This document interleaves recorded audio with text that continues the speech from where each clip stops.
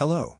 I watched from across the operations bay as Ian Merrill, yes, that Ian, stood up from his desk like a man rising from a funeral, his own. The new CEO, Ryan Callahan, hadn't even looked him in the eye, just slid a termination letter across the desk while scrolling his phone like a damned teenager ordering DoorDash. "We're eliminating non-essential roles," Ryan mumbled, already waving security over like Ian was a virus to be quarantined. Ian didn't blink, didn't flinch, just looked at Ryan, then at the HR intern fidgeting by the printer. "Let's do this properly," he said. No emotion, no argument, like he'd already buried this company 100 times in his head and was just waiting for it to catch up. That's when I saw it. The way his hand hovered over the photo on his desk, him and Alan Worth, the original founder, standing in front of the first Silvertree warehouse, all steel beams and wet cement. Ian looked at that photo like it was a grave marker. Then he walked out. No box, no goodbyes, just gone. If you're still listening, pause for 1 second and tap the subscribe button and like the video. 97% of people who watch these stories never do, but it helps keep this channel alive and lets us bring you more insane true stories like this one. Here's the thing. No one at corporate seemed to remember. Ian wasn't some mild-mannered logistics fossil. He was the reason this place ran. While Ryan and his strategy council were off installing ping-pong tables and hiring LinkedIn influencers, Ian was the one rebuilding the supply chain after the fire in '09. He was the one who got us through the vendor recall in 2014 when every third-party part from Guangdong arrived mislabeled. And he was the one who kept showing up when half the C-suite were off-site doing vision quests or whatever HR retreat nonsense they cooked up. But because he wore fleece vests and took his lunch at the same table every day, they thought he was wallpaper, a fixture. They thought he'd fade like the old paint on the breakroom ceiling tiles. I'd watched it happen slowly, his name disappearing from meeting invites, his input getting noted and buried. Then one day, poof, off the org chart completely. Replaced with a director of culture engagement and a goddamn TikTok intern who once asked me if UPS was like a startup. So when he got canned, most people shrugged. Sucks. But he was probably going to retire anyway, someone whispered by the copier. Someone else joked. They needed the budget for another vegan donut wall. The air was full of caffeine and cluelessness, but I knew something was off. Ian didn't look defeated when he left. He looked finished, like a man who had just closed a chapter and already started writing the ending. What none of them knew. What I only found out later was that Ian had been playing a game none of them even realized existed. For 20 years, he'd quietly cashed out his bonuses, skipped raises, and funneled everything into one thing: ownership. Silent equity legacy Class F shares that most of the new leadership didn't even realize were still active, buried behind shell firms, routed through a blind trust and tied to founding bylaws none of the buzzword boys ever bothered to read. And now they'd fired him. They thought they were cutting cost. They'd just cut the spine. Ian didn't drive off right away. He just sat there in that dusty old Subaru he'd parked in the same spot for 15 years, staring straight ahead like the windshield was a movie screen playing back every stupid moment Ryan Callahan had ever cut him off mid-sentence. The let's keep this high-level Ian, the maybe logistics isn't where innovation happens. The we need modern thinkers in the driver's seat. Hell, I still remember the meeting when Ryan told the ops team to start calling the warehouse the fulfillment arena. Ian didn't even blink, just clicked his pen, made a note, and moved on.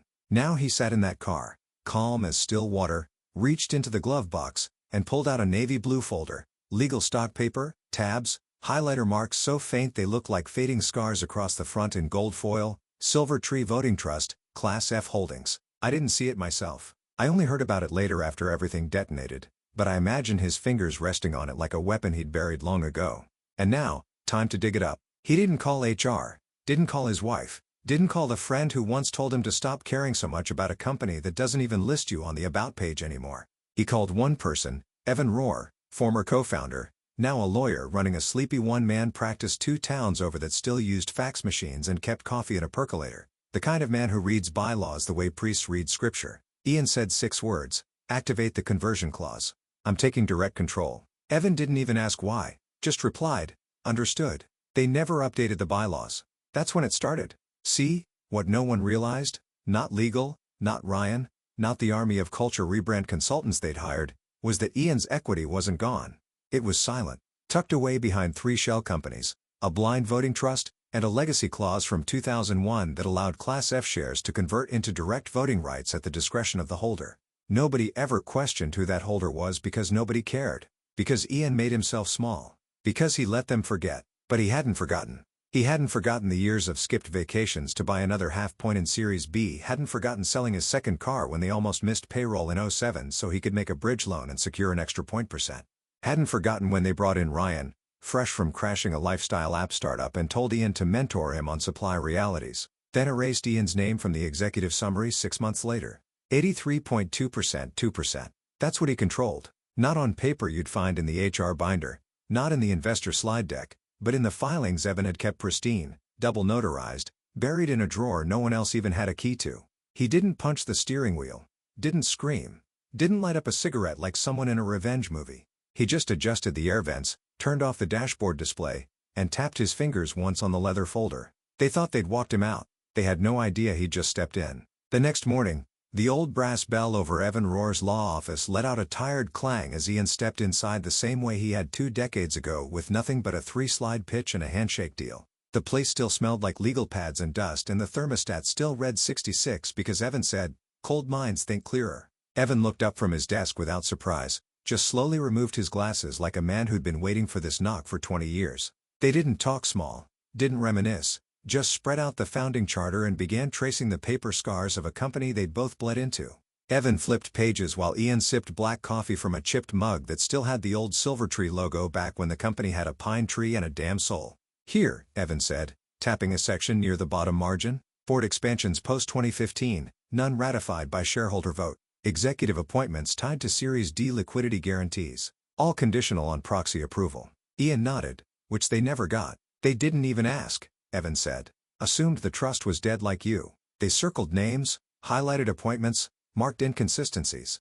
Ryan had stacked the board with Eastman, compliance light, strategy heavy, investor-friendly buzzards who sat through quarterly calls like they were TED Talks and nodded at any sentence containing the words synergy or agile scaling. Not a single one of them had been vetted through the legacy channels. Why would they? No one thought Class F still mattered. No one thought Ian still mattered. So Ian took out his phone and composed a single email. Not dramatic, not threatening, just one line. "Per my shareholder authority, please schedule a governance review." He CC'd the executive assistant, the general counsel, the full board. No emojis, no legalese, just quiet gravity. Then he opened the company calendar. Still had access because it hadn't cleared him yet, and created an event. Subject line: reconstitution. No agenda, no meeting notes, just one word and a time. Wednesday 9 a.m. main boardroom.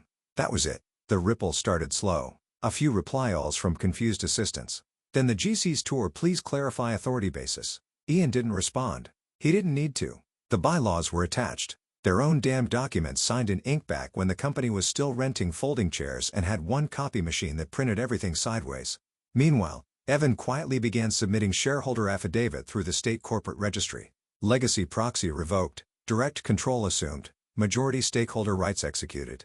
It wasn't flashy, no announcements, no headlines. But piece by piece, Ian's hand slid across the chessboard while the other side was too busy self-branding on LinkedIn to even realize they were being played. The new world wasn't built in bombast. It was built in footnotes. Footnotes that Ian had written, Evan had preserved, and Ryan had never bothered to read. He didn't want his job back. That wasn't the point. He was setting the table, and they were all about to choke on what they thought was theirs. Ryan Callahan was mid-sip on his $19 artisanal cold brew when the email came through. Subject: reconstitution. He snorted, forwarded it to legal with the comment, "Old guys pulling a Jerry Maguire, ignore." Then he tossed his phone onto the reclaimed wood desk he insisted be installed in his office for aesthetic flow, and went back to choosing which startup podcast quote to open the next all hands with. Legal didn't laugh. Andrea Morales, general counsel, sharp as a scalpel and twice as patient, opened the attachment, adjusted her glasses, and read line 47 of the founding articles twice, then once more aloud. Clause 14b, Class F governance authority, she said, voice suddenly thin. Per shareholder majority via proxy or direct conversion.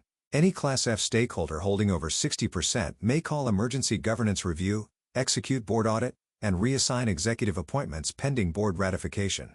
Ryan leaned back, waving her off. That's boilerplate from 20 years ago. We've got Series D bylaws now. Andrea didn't blink. Series D didn't void Class F. They layered on top, and unless someone formally amended the founding charter, and I mean formally, with shareholder vote and state filing, Clause 14 still holds. Ryan blinked. Wait, are you saying I'm saying? Andrea cut in. He might actually be able to call that meeting legally. Silence. Across town, Ian was standing in front of Dock 4 at the company's old logistics hub. The place smelled like pallet dust, machine oil, and real work. None of that curated lavender nonsense from HQ's wellness floor. It was a place of motion, of steel. And to the people there, Ian wasn't former. He was foundational. Mr. M, a forklift operator, called out from the bay. His name tag read Reggie, and he hadn't changed much since the last time Ian ran operations hands-on. "Didn't think we'd see you here again." "I could say the same," Ian replied, offering the man a firm handshake. He walked through the facility, nodding to old faces, noting who was still there. He passed Janet in receiving. She paused mid-scan and gave him a quiet smile. "Still wearing the same jacket, huh, Mr. M?" "Still fits," Ian said, tapping the patch on his sleeve. "Built this place wearing it." They made their way to the old corner office, now used as a break room.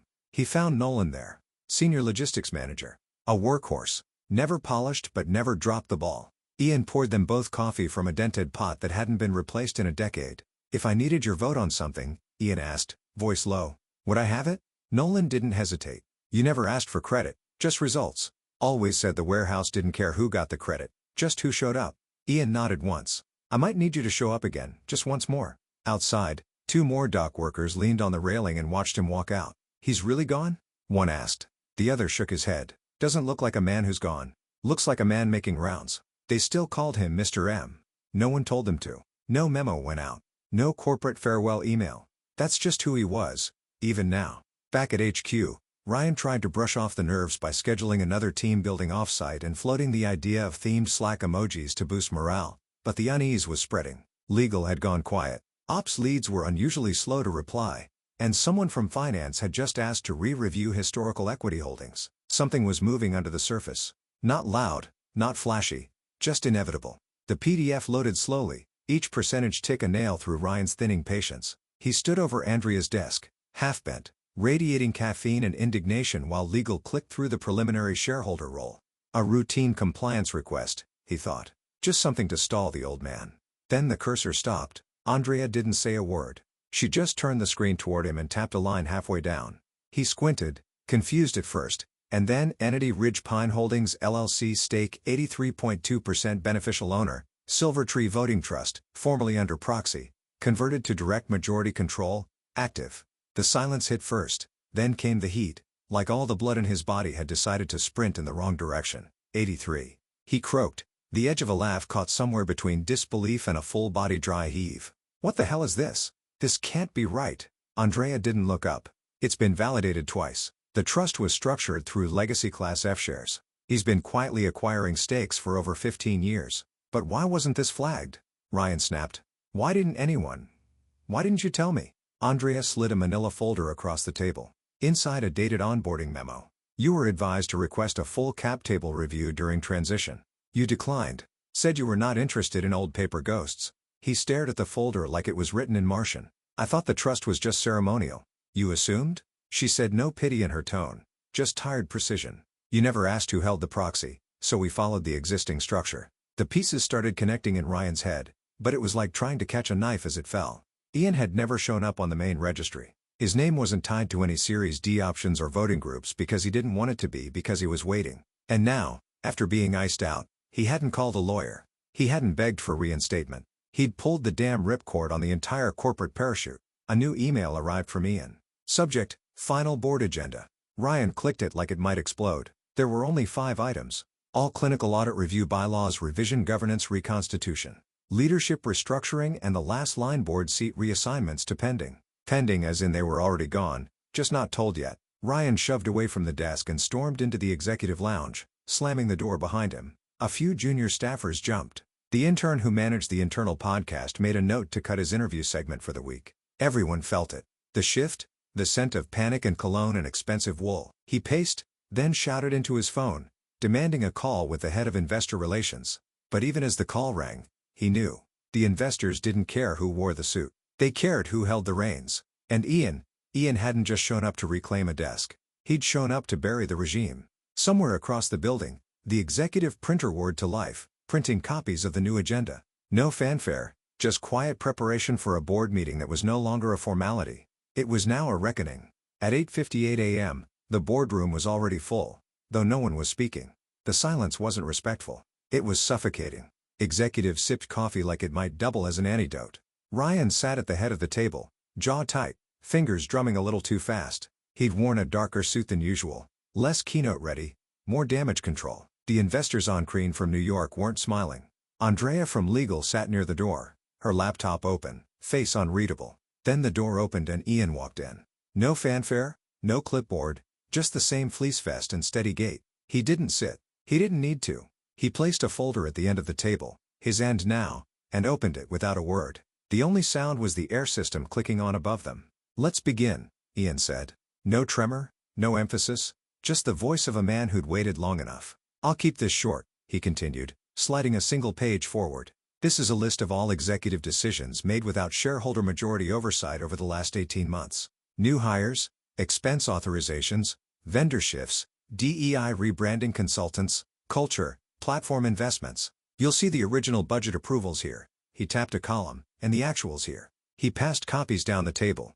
"Now, I'd like to ask each of you something simple," Ian said, folding his hands. "Did you vet this expense?" He looked at CFO Kalen, who froze. "No," Kalen muttered. "It was green-lit by strategy." "And this hire?" he asked the CHRO, sliding a page across.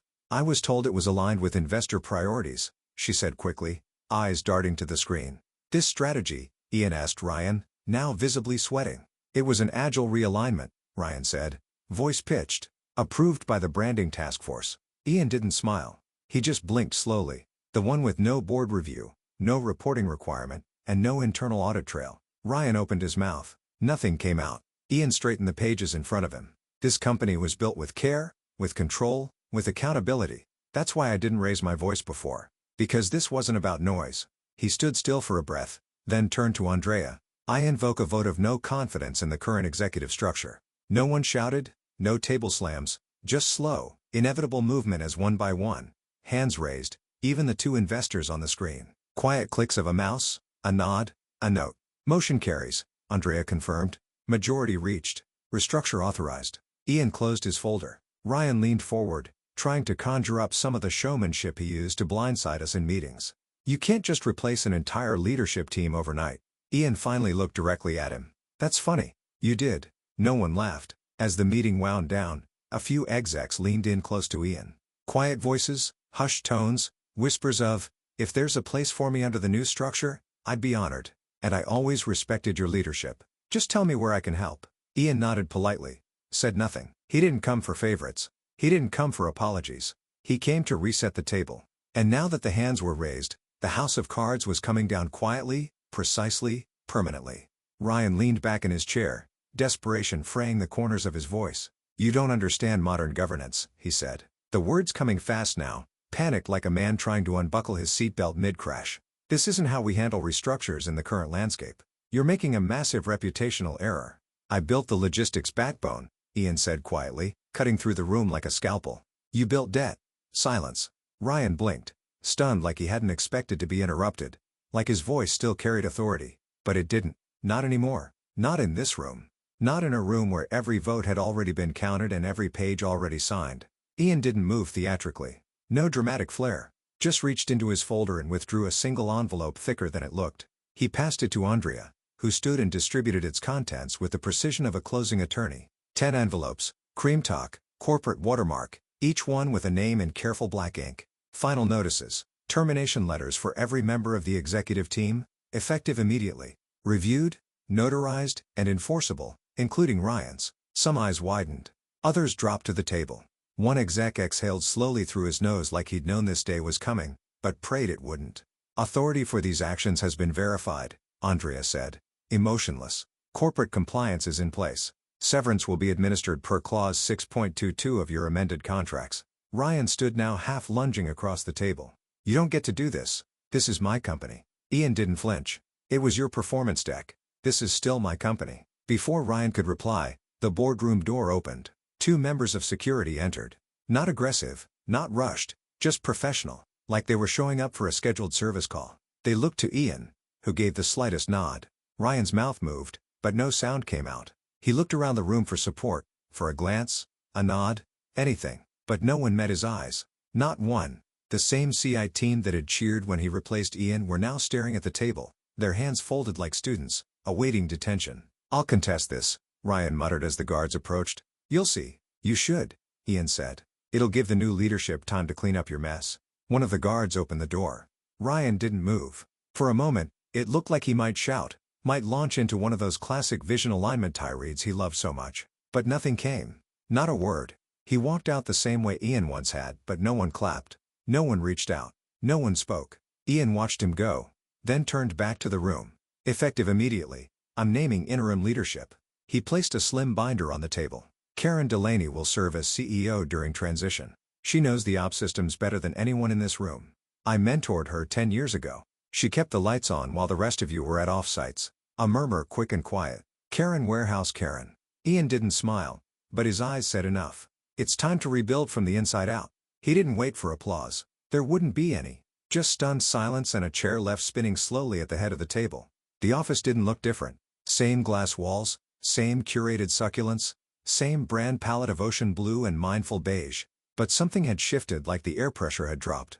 You could feel it in the halls, in the way people stopped speaking in acronyms, in the way Slack threads actually slowed down and emails got clearer. Ian never moved back into his old office, didn't even sit at the head of any table. He worked quietly from a small room near the freight elevator, one of the old supply closets they'd converted into a workstation years ago. No nameplate, no title, just a laptop, a stack of operations briefs, and a rotating cast of department leads sitting down one by one to explain what was broken and what they needed to fix it. He didn't yell, didn't micromanage, just asked the same 3 questions again and again. "What do you need to do it right? What did the last guy ignore? What don't I see yet?" And that was it.